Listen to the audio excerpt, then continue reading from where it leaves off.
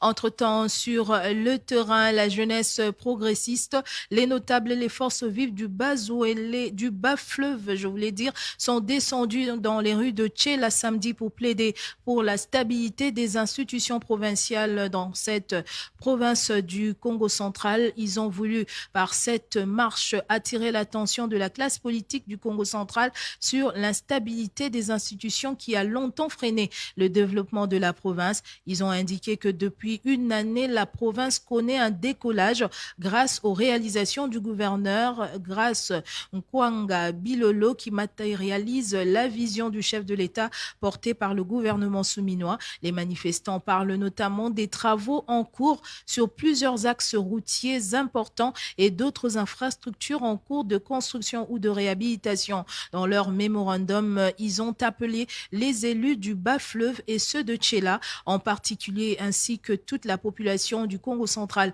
à l'unité pour le développement de la province. Extrait de leur mémorandum lu ici par Sandy Mbioka, membre de l'association des jeunes progressistes du bas-fleuve, sur des propos recueillis par Mami Tchela. Aux honorables députés tant nationaux que provinciaux, ainsi qu'à toute la notabilité du Congo central en général, ou élus du bas-fleuve dans son ensemble, c'est de Tchela en particulier,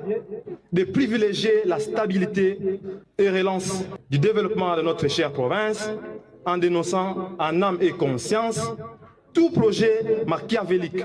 mis par les intérêts mesquins, à peine voilés, et de faire échec en résistant à toute manipulation. À tous et à chacun, à l'unisson, d'œuvre dans le sens de préserver l'unité Congo et les acquis du nouveau décollage de notre province, imprimé par le jeune gouverneur pragmatique Grace Masson Nkwanga Bilolo. De veiller à ce que les ambitions personnelles ne brisent la quiétude de la population en transformant la province du Congo central havre de paix en zone de turbulence.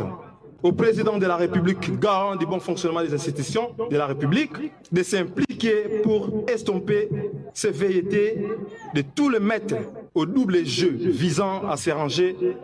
sournoisement derrière sa vision avec leur propre carte en main. Sandy Mbioka, membre de l'association des jeunes progressistes du bas-fleuve. Fin de la